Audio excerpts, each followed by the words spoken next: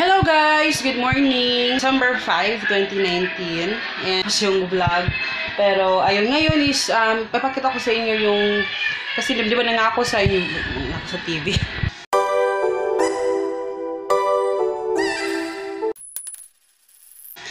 Nangako ko sa inyo na ipapakita ko yung mga finreeze natin ng mga ulam. But then, sobrang na-busy kami nung mga nakaraang araw. Pero ngayon, pipilitin kong linisin yung ref kasi hindi ko siya nalinis. And sunod-sunod talaga yung aming kasi 'di ba, season ngayon, this month is December na. Kaya medyo talaga yung sa shop. But then today ang gagawin ko is ilalabas ko yung nasa freezer, and then yung aking pancake mix hindi ko pa na mix. Yon si Ruby kalimutan ko yung pangalan ng niya, channel niya. Meron na siyang sa akin na ideas about sa pancake mix. Kasi ang kinagistan talaga namin ng pancake mix is actually yung plain lang talaga. Pero pwede ka na mag-pancake mix together with lagyan ng fruits sa ibabaw. Pero pag nag-pancake kami, no-brainy talaga. Pero ayun, nagsasaing ako.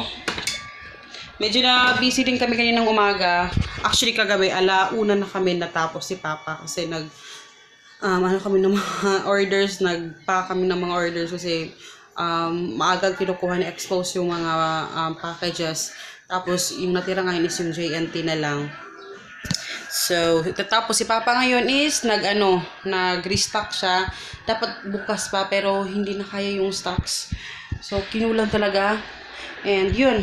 So, ipa-pull out ko lang to yung mga So, nililinis ko muna to. Ko lang muna to. Lilinisin. Nakapaghugas ako ng mga plato. Ito na lang para mailabas ko yung mga laman ng freezer. So, eto na. Nilabas ko na. Ito na yung mga sobra. So, today is December 5.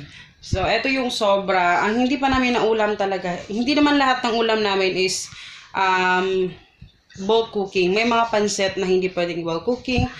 Yung ginataan. And ano pa ba?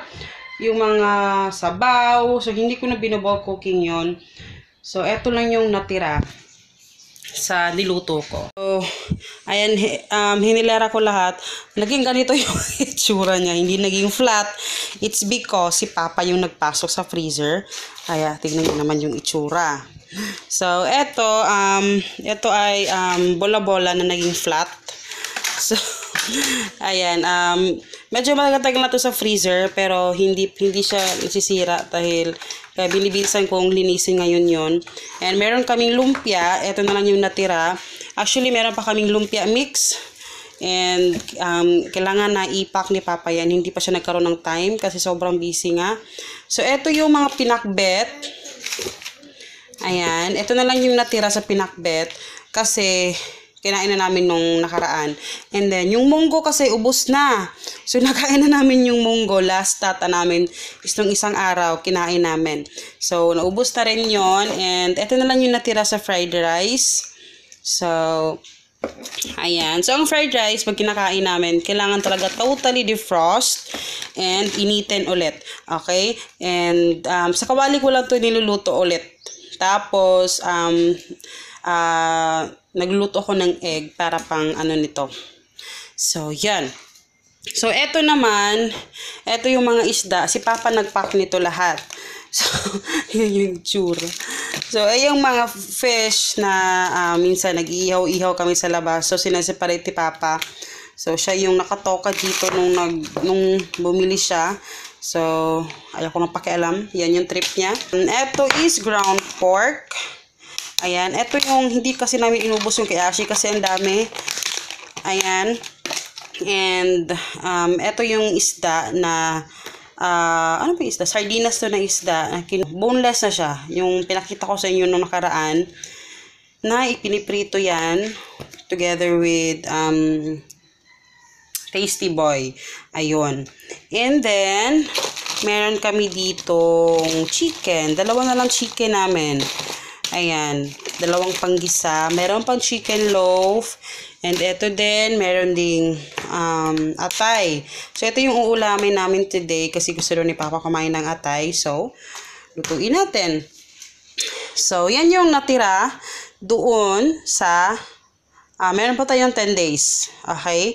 So, meron pa tayong 10 days. And then, sa 10 days na yon marami na ito. Marami na ito. And then, kasi meron kaming ginataan. Meron pa kaming gulay sa loob. So, meron pa kaming gulay sa loob, guys. Pwede pa kaming maggata. Pwede pa kami. Kasi yung gata, which is my favorite talaga luto yung gata. Kasi, walang ibang ihahalo. Sobrang tipid nun. Gata lang at saka yung kalabasa, sitaw at saka talong. Yun lang. And then, pwede na. Pag-prito ka lang ng yung dried fish na maliliit, sarap na. Solve na yung umagahan ninyo or yung lunch ninyo. So, ganun. Tapos, meron pa kaming pansit dyan. And usually sa pansit, kinakain namin siya. It's either morning or night. So, depende. Since meron kaming allowance na 800 pesos, minsan kumukuha kami doon pag naubusan kami ng bread, doon kami kumukuha sa allowance namin.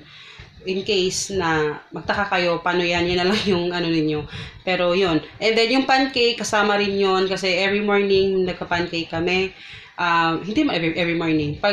Mostly nagpa-pancake talaga kami. So, yun. Tapos, wait lang, paano ko yung ano. Tapos, eto naman, eto yung pagkain ni Ashi. Actually, 3 Ziploc bags yung nagawa ko. Eto na lang yung natira. Diba? So, lakas yung kumain. So, eto yung niluto ko. De-defrost ko na siya kasi wala na siyang uulamin mamayang gabi. So, defrosted na to. So, ibabalik ko to sa ano para hindi masira. So, yun lahat yung natira sa aming ulam. And then, lilinisin ko na yung freezer. Please don't judge me. Alam ko, #real life. Ano ito? Kaya pakita ko na sa inyo. So, ready na ba kayo? Tshireng! Sobrang dumi ng aming freezer. As in, sobrang dumi. Okay? Patawarin niyo ako, sobrang dumi talaga. So, lilinisin ko to. I think almost 1 month na si Papa yung nagluluto. And, that's it. Yan talaga. Yun yung buhay namin. Minsan siya nagluluto. Ako yung nagluluto. Minsan ako yung napapak ng mga kinakain namin. Minsan din siya. So, kaya naging ganyan yung itsura. And, ang importante is, lilinisin natin siya today. Okay?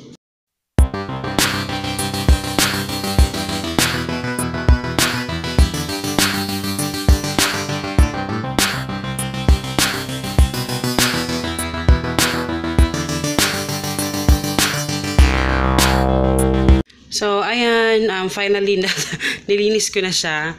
And then, papasok na natin yon kasi baka ma-defrost na yung ibang mga pagkain natin. So, malinis na. And then, actually, madagal ko lang gusto bilhan tong dito. Kasi dito lang sa ibabaw. Tinanggal ko kasi yung dito eh. So, lalagyan ko yung dito dapat sana. Kasi pag may mga isda or like ano, at least hindi magsispill yung, kung magsispill man, mabilis lang siyang tanggalin.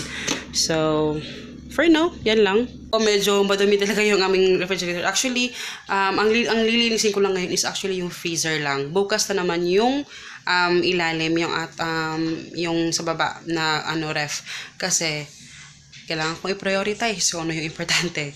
Kailangan ko pang mag-edit, kailangan ko pang magsulat ng mga sales. So, importante yon, kailangan ko tapusin yon. And sa akin lang ngayon is matapos ko yung freezer talaga dahil nanggigigil na ako. Kailangan ko na siyang linisin.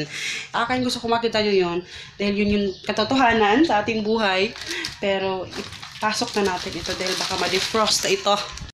So, eto na yung itsura. Actually, sayang lang hindi ko nakapakita sa inyo. Sobrang nung nag-ano talaga ako, nang nag-start ako magluto ng bowl cooking, nung pinasok na ni Papa dito lahat, pinasok na namin lahat dito. Sobrang puno ito guys, hindi na namin maano kung saan namin ilalagay lahat. Pero nakaka-overwhelm ma'am, pero talagang nasunod namin yung aming kinain. So dito yung mga luto na. Ito naman yung mga hilaw at yung sa ibabaw yung mga ano. So ito, papalagyan ko papaka mamaya ng cling wrap. So, ay my God, thank you Lord. So, that's it. Natapos ko rin yung ibabaw. So, ang gagawin ko ngayon is magpa-pancake mix ako. Kasi kung makakabili si Papa mamaya ng ano, maggagawa rin ako ng muffins. Pero wala tayong kokwa. Kung ang gagamitin ko is yung Milo ni Hagrid. So, let's see kung ano yung magiging resulta. So, pancake mix muna tayo. Yung si Hagrid. Ayan si Hagrid naglalaro dito sa table. Naglalaro siya ng Lego. Say hi, babe. Say hi. So, yan yung trabaho niya. Kasi tapos na kaming aral. Okay na, bye na. Say bye.